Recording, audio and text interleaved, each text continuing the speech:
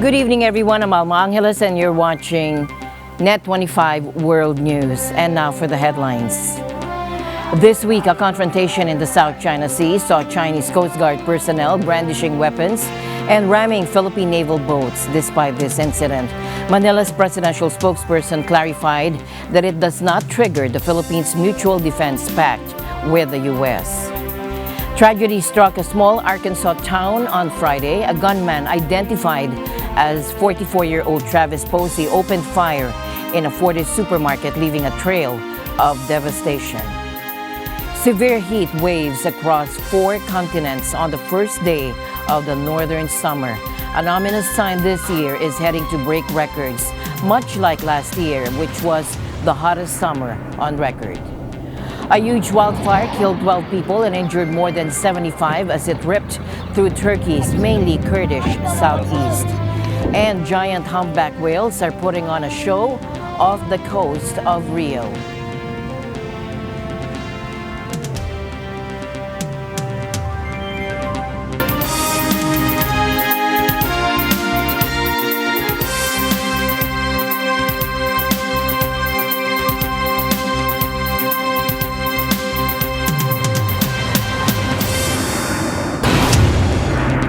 This week, a confrontation in the South China Sea saw Chinese Coast Guard personnel brandishing weapons and ramming Philippine naval boats.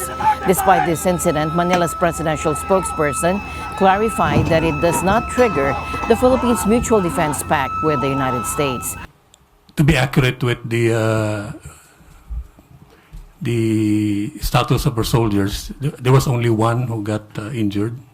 As earlier reported, there were like 7, but actually there's only one, Sergeant Facundo of the Philippine Navy.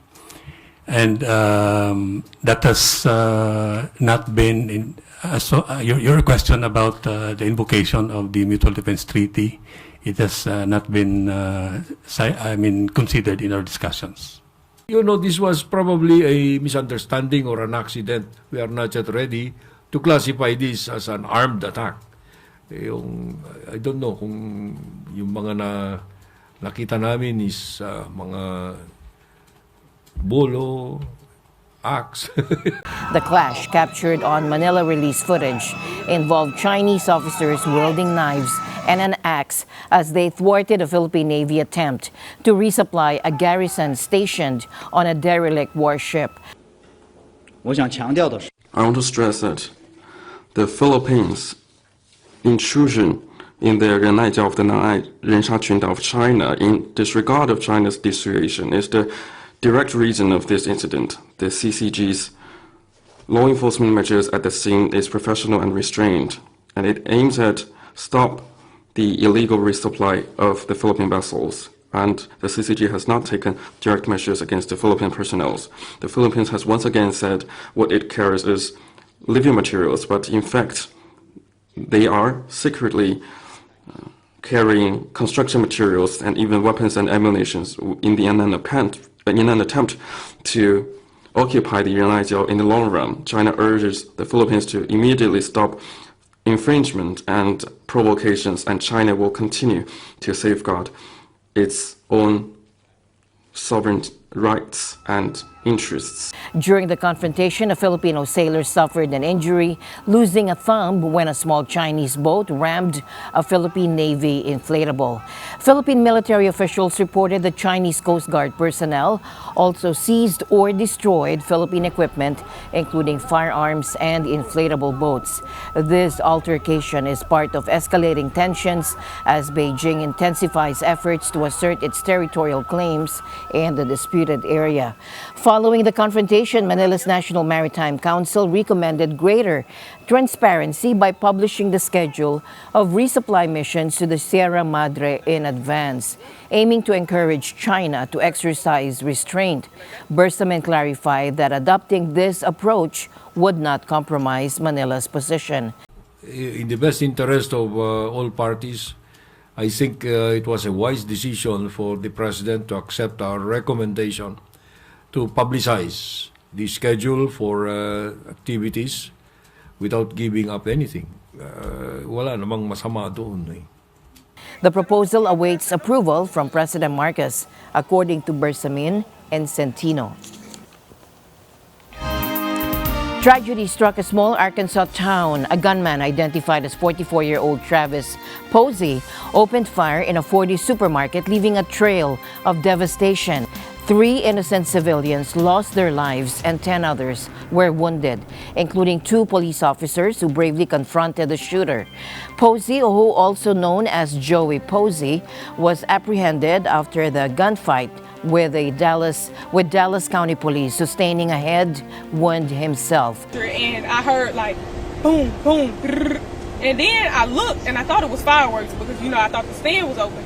And then I seen a man, I think it was an AK, he had rounds and he was just shooting, like he was shooting.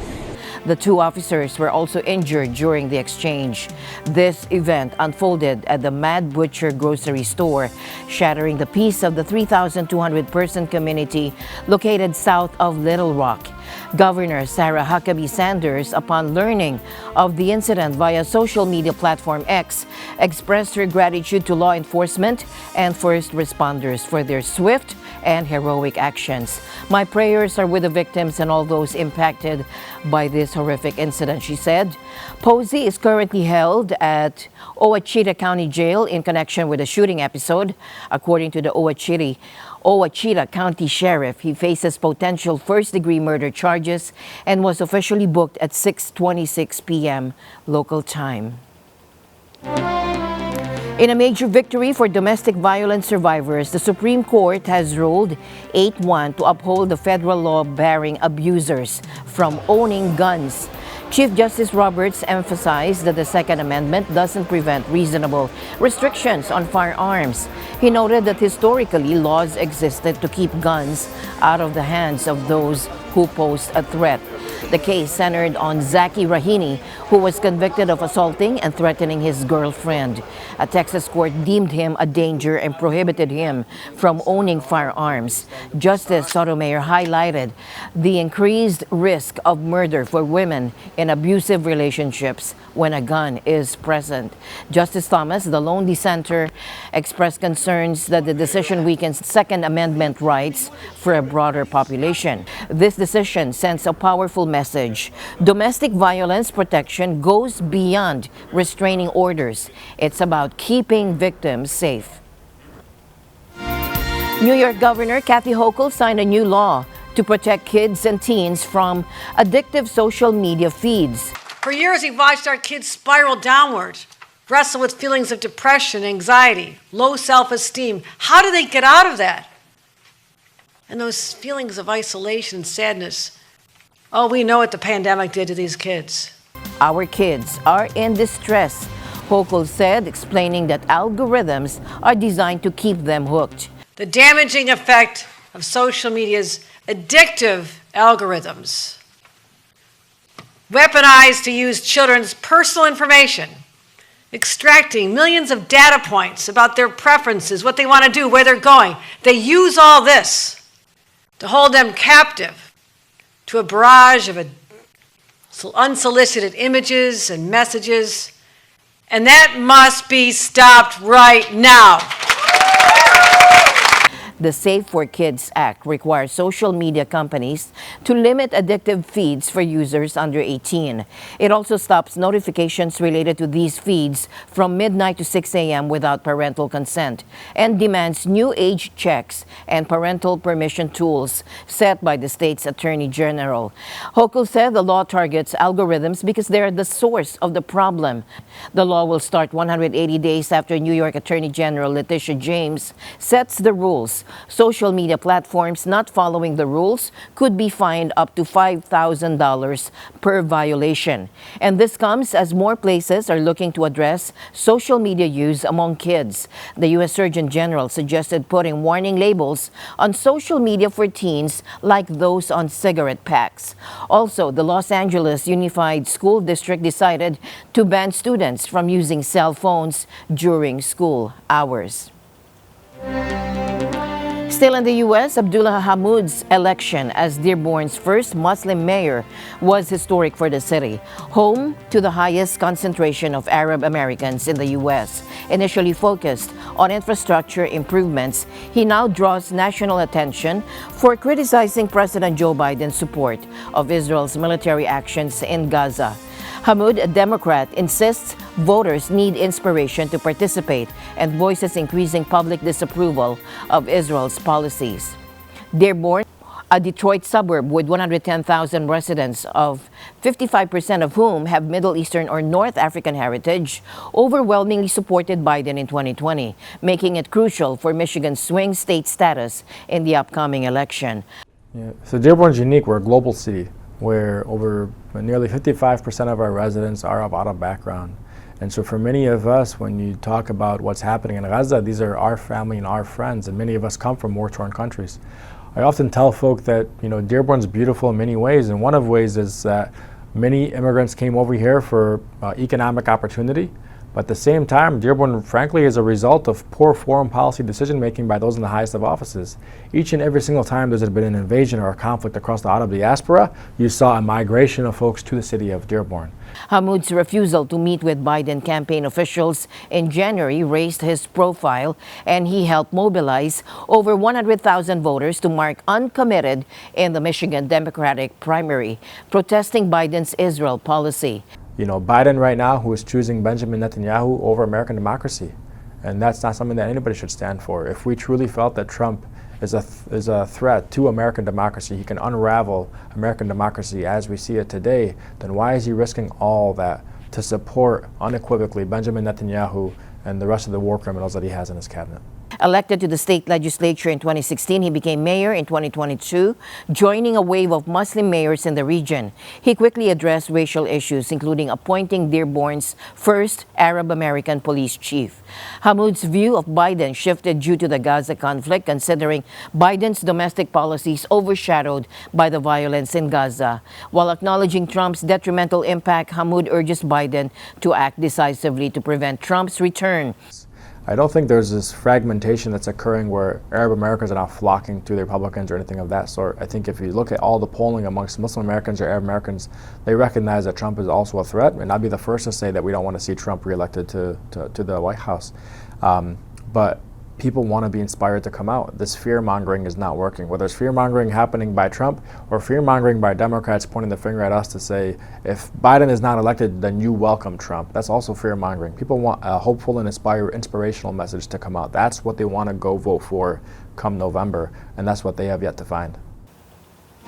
Torrential rains across Central America have caused landslides and floodings, resulting in at least 27 deaths over the past week, primarily in El Salvador, but also in Guatemala and Honduras, according to officials. El Salvador's Environment Minister, Fernando Lopez, attributed the heavy rains to low pressure over the Pacific Ocean, with indirect effects from Tropical Storm Alberto, which also caused 4 deaths in Mexico. El Salvador Civil Protection Chief Luis Amaya confirmed the death toll in the country has reached 19, including 2 girls whose home was buried by a landslide. Preventive evacuations have been conducted in high-risk areas near hillsides and overflowing rivers. In Guatemala, authorities reported 7 deaths and significant damage to roads and bridges due to the flooding. Honduras reported 1 death with 3,500 people affected and over 200 homes damaged, according to the Permanent Commission for Contingencies, or COPECO. Several communities in southern Honduras, near the El Salvador border, are isolated due to rising rivers. No deaths have been reported in Nicaragua, but authorities warn of rising rivers, flooded homes, and road damage. The renowned luxury Swiss ski resort of Zermatt has been cut off from the rest of the world since midday due to recent flooding, bringing rail and road services to a standstill. The violent storms that have hit the region in recent days, coupled with the melting snow, have caused flooding in the picturesque village at the foot of the Matterhorn, where the river Visp has violently burst its banks.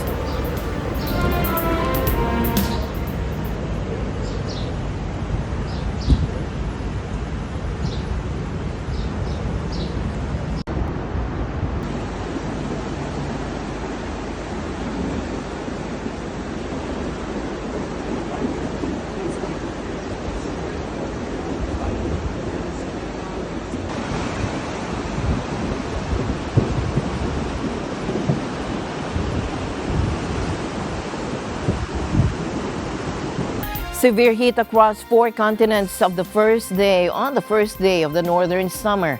An ominous sign this year is heading to break records, much like last year, which was the hottest summer on record. Across the United States, more than 100 million people are under extreme heat advisories, watches, or warnings, according to the National Weather Service. Some of daily high temperature records was set in New England. We want to be clear. This is extremely hot for June, and New Yorkers should not underestimate the heat. With climate change leading to more frequent and intense heat, summers are different than they were before, and so we should expect and be prepared for the hot weather that is coming. If this is an indication, we're just starting out the summer months. We could only expect even more as the summer continues to move forward. In Serbia and Montenegro, health authorities won't be able to stay indoors during midday hours. Temperatures there reach around 40 degrees Celsius. It's about 104 degrees Fahrenheit. And in Saudi Arabia this week, 1,000 Hajj pilgrims have died. According to an AFP tally, thousands of others had heat stroke. Mecca, where temperatures have reached close to 50 degrees Celsius. Listen to this. البارح قاعدين هابطين وشفنا ناس ماتوا في الطريق، هم مغطين بالابيض في الطريق وان الحراره كتره، وماشي الناس ماشي كبار في السن، يعني ناس صغير في السن توفاو، ناس صغار توفاو، والحمد لله الاب اللي غضب الله اللي بغى لنا. بقول إن كان اليوم صعب وازداد الحراره لدرجه الناس ماتت كتير، وساعات عماله تحاول مش قادره تاخد مين ولا مين. تبقى الناس واحد يبقى جنبك كده في ثانية يكون ميت وبيكلمك وفي ثانية ميت. كان يوم علينا صعب بس الحمد لله عدى. Luxury cruise liner became a lifeline for dozens adrift at sea. A small rickety boat carrying 68 migrants was rescued by Insignia cruise ship, diverted by Spanish authorities off the coast of the Canary Islands. This incident highlights the surge in dangerous sea crossings. Spanish data shows a dramatic rise in migrant arrivals, particularly to the Canary Islands, a route notorious for its high death toll, an average of 33 fatalities daily, according to a Spanish NGO. The UN Refugee Agency urges warring parties to resume peace talks and calls for UN Security Council involvement. Isn't it a terrible indictment on the state of the world? Because after all, this is one of the many problems, but it is the most visible in terms of impact on human beings. So this, I always mention this, but this inability of making peace, which is the characteristic of our era, is really having a heavy toll on millions of people. Hundreds and hundreds every day are crossing from one devastated country to one of the poorest countries in the world. In the last few months, a steep rise in the arrival of Sudanese refugees from the war areas or from the neighboring countries into North Africa, Libya, Tunisia in particular, and then across to Italy. So there's no point in screaming and anguishing about these flows when very little or not enough is done to stop the reasons why they're coming. A huge wildfire killed 12 people and injured more than 75 as it ripped through Turkey's mainly Kurdish southeast. According to the health minister, hundreds of animals have perished in the blaze that roared across the dry landscape. The fire has left huge areas of charred and blackened land between the cities of Diyarbakir and Mardin near the border with Syria. Yani ne kadar hayvan etkilenmiş sayısal olarak ne kadardır o konuda çok net bir bilgimiz yoktu. Ama şu anda var olanlardan yaklaşık sanırım yarısından biraz azı kesime sevk edilecek. Çünkü sonuçta bu hayvanların geri dönüşü mümkün değil. Health Minister Faritin Koka said 12 people had died, 78 people suffered injuries and smoke inhalation. 5 people were being treated in intensive care. Justice Minister Yilmaz Tunç said on the X platform that the Public Prosecutor's Office had opened a probe into the cause of the fire. Turkey has suffered 74 wildfires so far this year, which have ravaged 31,900 acres of land, according to the European Forest Fire Information System, or EFIS. With the UK election scheduled for July 4 approaching, the primary parties are prioritizing topics such as taxes, immigration, and the NHS. Jericho Season reports. As the UK election on July 4 nears, the main parties are focusing on issues like taxes, immigration, and the NHS. The Conservatives, behind Labour in the polls, promised £17 billion or $22 billion in tax cuts by 2030, mainly by lowering national insurance. They plan to fund this by cutting welfare and reducing tax evasion. Labour proposes a $8.6 billion in tax increases by 2028 to 2029, targeting tax avoidance and closing loopholes, and increasing taxes on oil and gas companies. Reform UK, close to the Conservatives in the polls, wants to exempt earnings below £20,000 from income tax and lower business taxes. The Liberal Democrats aim to raise income tax thresholds and increase capital gains taxes to generate £27 billion by 2028 to 2029. In 5 weeks, either Keir Starmer or I will be Prime Minister. Beyond raising your taxes and raiding your pensions, no one knows what Labour would actually do. But you know what I would do. I'll cut your taxes, protect your pension, and reduce immigration. We will raise specific taxes, and we've been really clear what they are. We've already dealt with the tax break on private schools. We want to end the non-dom status completely. I think that the super rich should be paying their tax. I want to get rid of the equity loopholes that are there, again, for the super rich. And I think the oil and gas companies should be paying their fair share towards our energy. So we will raise those, but we won't raise the others. The Conservatives' plan to set a legal cap on migration, voted on annually by MPs, and aimed to reduce numbers over 5 years. They also plan to deport some asylum seekers to Rwanda, starting in July. Labour wants to reduce net migration, but hasn't set a target, focusing on reforming the points-based system. Reform UK seeks to freeze non-essential immigration and leave the European Convention on Human Rights, and turn back the migrant boats in the Channel. But the choice of this election is about the future. I believe you need to have a deterrent. The only way to stop this problem is to say to people who come here illegally, they cannot stay and they will be removed. If I'm your Prime Minister, the planes will go to Rwanda, we will have a deterrent. No, if I'm Prime Minister, we will not pull out of international agreements and international law, which is respected the world over. Because I want the UK to be a respected player on the global stage, not a pariah who doesn't agree with international law. The Conservatives promised to increase the NHS funding above inflation and recruit 92,000 nurses and 28,000 doctors.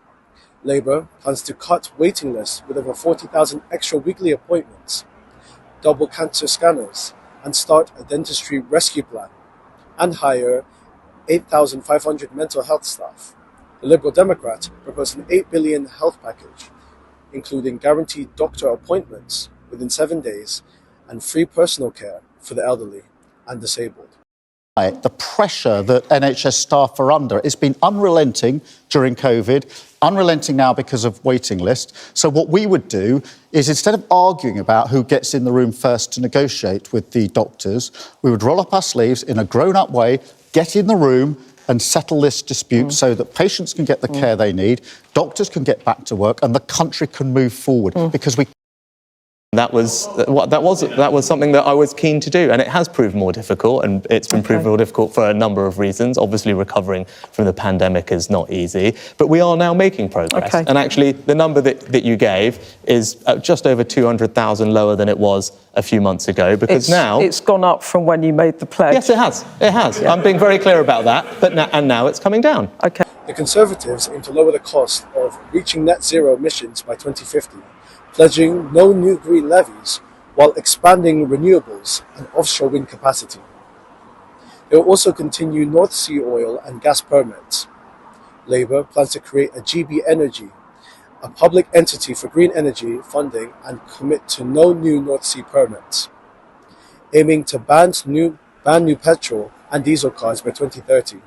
The Green Party campaigns for net zero by 2040, focusing on renewable energy and phasing out nuclear power. With these promises and pledges, the UK's leading parties are gearing up for a highly competitive election. Voters will soon decide which vision for the country's future they support, making this a critical moment for the nation's direction on key issues like taxes, immigration, health, and the environment. Stay tuned as the campaign unfolds and the race to July 4 intensifies. Reporting from London, United Kingdom, this is Jericho Season, reporting for NET25 World News. Western Canada stays cool. The Arctic is rapidly warming due to fossil fuel use, prompting criticism from Arnold Schwarzenegger at the Austrian World Summit. Climate activists targeted Taylor Swift's private jet, and London's Kew Gardens celebrated the rare bloom of the corpse flower, and a 100-year-old Olympic jersey from Uruguay's 1924 football team failed to sell at auction, but a 1930 World Cup jersey did. And 2 beluga whales were safely relocated from a Ukrainian aquarium to Spain. Thomas I. Likeness, correspondent at large for the news.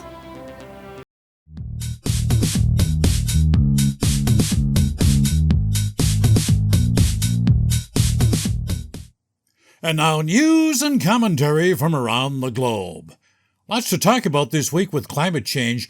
You know, much of the world has been baking in a heat wave. We're fortunate here in Western Canada, where I live. It's been cool this spring, which is good news because that reduces the threat of wildfires, much less than last year. But overall, the globe is warming up. The Arctic region, for example, heating 4 times faster than anywhere else in the world. Fossil fuel use is being blamed. Former governor of California and actor Arnold Schwarzenegger expressed his frustration this week. He's upset about the lack of action to replace fossil fuels. In an opening address to the Austrian World Summit, he says we're just spinning our wheels when it comes to alternative energy sources.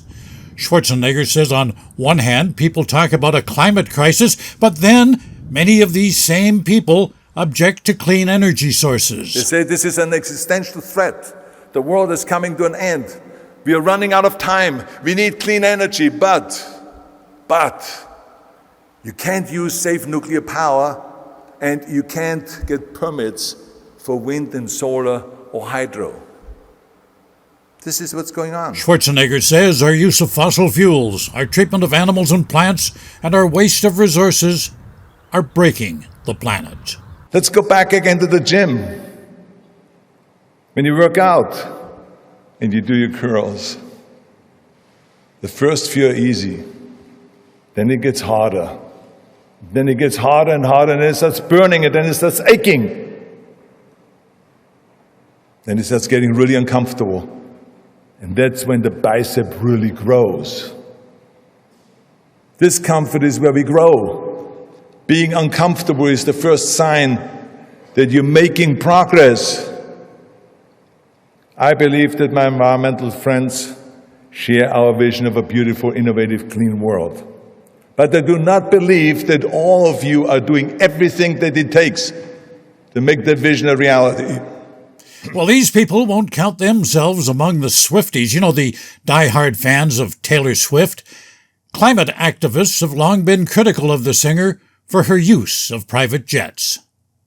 A couple of activists from the group Just Stop Oil cut through the fence of an airport northeast of London, England, where a number of private jets had been parked.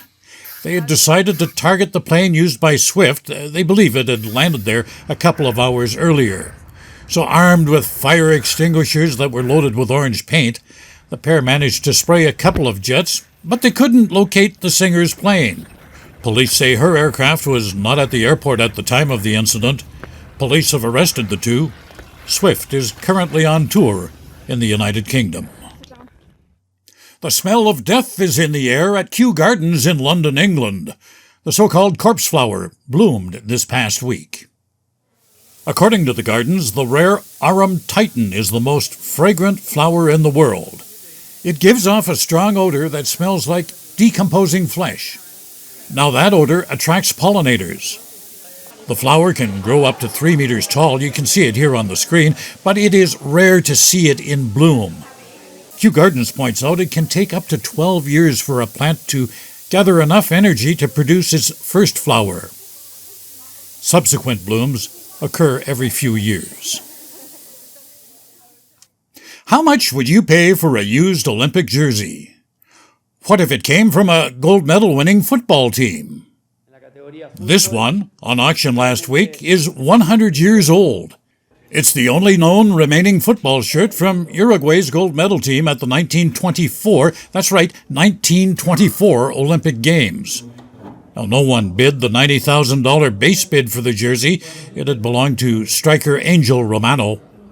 However, a shirt from Uruguay's triumph in the first FIFA World Cup, that was back in 1930, well, that one did sell at the asking price of $50,000. You know, I think some people have too much money. And a pair of beluga whales have a new home. The giant sea mammals have been evacuated from an aquarium in war-torn Ukraine and moved to Spain. Officials decided to move the whales from an aquarium in Kharkiv after Russian bombs fell just a few hundred meters away. This was a high-risk operation to relocate the whales, a 15-year-old male and a 14-year-old female. It took months of planning. An official says the two arrived at the Oceanographic Aquarium in Spain's Mediterranean port of Valencia last week. Veterinarians report them to be in delicate health. Now, they had first been transported by road in a 12-hour trip from Kharkiv to Odessa. Then, a chartered aircraft flew them to Valencia. A team of medical and nutritional experts are looking after the belugas in Valencia. 2 Ukrainian caregivers will stay with them for several weeks to help with their transition. And I'll be back in 7 days. Until then, I wish you all peace, joy, and happiness in the ensuing week. Thomas I. Likeness, Correspondent at Large, NET25 World News. An iconic piece of literary history is up for auction. The original cover art for Harry Potter and the Philosopher's Stone, created by a then unknown illustrator for J.K. Rowling's debut novel, is being sold at Sotheby's in New York. Here's Kalika Sands, Sotheby's International Specialist for Books and Manuscripts, with more on this remarkable piece of art. Here we have Thomas Taylor's original cover art for Harry Potter and the Philosopher's Stone, and next to it an actual first edition of Harry Potter and the Philosopher's Stone. I think what's extraordinary about this is that it's the first time that we see Harry, and we see such characteristic things now, like his disheveled hair, his glasses, and of course his lightning bolt scar. Okay, so in 1996, Thomas Taylor was a young, aspiring illustrator. He was fresh out of art school, and he walked to the Bloomsbury offices in London and left some sketches at the desk. Barry Cunningham, who's the publisher of Harry Potter and the Philosopher's Stone, picked them up, and he paired an unknown Thomas Taylor with an unknown J.K. Rowling. And this is the result. I think it's extraordinarily important when you consider kind of the world of Harry Potter, because this is really the first visualization of Harry and the wizarding world. At the time that this sold in 2001, only the first 4 books had been published. So in the intervening decades, it's been extraordinary to see just the conclusion of Harry's story, but also how the Harry Potter franchise has taken off. And in that time, new generations have come to appreciate Harry and his journey as well. Thomas Taylor is one of the earliest readers of Harry Potter, so he would get the drafts from Barry Cunningham that had edits. So he knew about this world before anybody else, and it was really up to him to think of how he visualized Harry Potter. And I think this captures it perfectly. You have the rumpled Muggle clothing, you have his lightning bolt scar, you have his unkempt dark hair, and of course his signature glasses. Unknown. Nobody knew that Harry Potter was going to be the sensation that it continues to be, in fact. So when you look at something like this first edition, 500 were printed in hardback. Most of those went to libraries. You can imagine how much children love them. They passed them around. They would have had shelf marks. So when you find one of these copies of the 500 that's in such pristine condition, it's really remarkable, and something that collectors really kind of covet. Is at the time that we sold this in 2001, if a really pristine first edition of Harry Potter and the Philosopher's Stone came up at auction, it would maybe achieve around £10,000. Now the record for this book is just over £470,000, and that was achieved in 2021. So the market has really escalated, along with Harry Potter's, I think, appeal and fame, and the ways in which the books and films have just taken on a life of their own. And finally, giant humpback whales are putting on a show off the coast of Rio. These 36-ton dancers pirouette out of the water, dazzling tourists on whale watching tours. It's a privilege to witness their migration from Antarctica, with some lucky viewers even spotting 3 whales swimming together. These magnificent creatures travel 25,000 kilometers a year and were once hunted nearly to extinction. Thankfully, conservation efforts are helping them reclaim their rightful place in the oceans. But the beauty doesn't stop there. Rio's usually blue waters have turned a stunning turquoise, offering a rare glimpse of crystal clear Caribbean vibes. A gente tem que lembrar que o grupo de baleia jubarte que migra para o Brasil todos os anos está estimado em aproximadamente 30 mil indivíduos. E as baleias jubartes ocorrem a partir de junho, né, mais ou menos, maio, junho, até novembro, quando elas retornam para a Antártida, aonde cumprem o seu ciclo de alimentação. Essas baleias elas foram muito caçadas, né? A gente tem que lembrar que elas quase foram extintas. No final da década de 80, por exemplo, a gente contabilizava menos de 800 indivíduos. Hoje, né, com a moratória da caça, ou seja, a proibição da caça em vários países do mundo, inclusive no Brasil, e os esforços de conservação de ONGs, a gente tem esse número de 30 mil baleias e dessa forma elas estão reocupando antigas áreas que elas tinham desaparecido justamente por conta da caça. Então, And that's it for tonight's broadcast. For everyone here on NET25 World News, I'm Alma Angeles. Thank you all for joining us. Good night.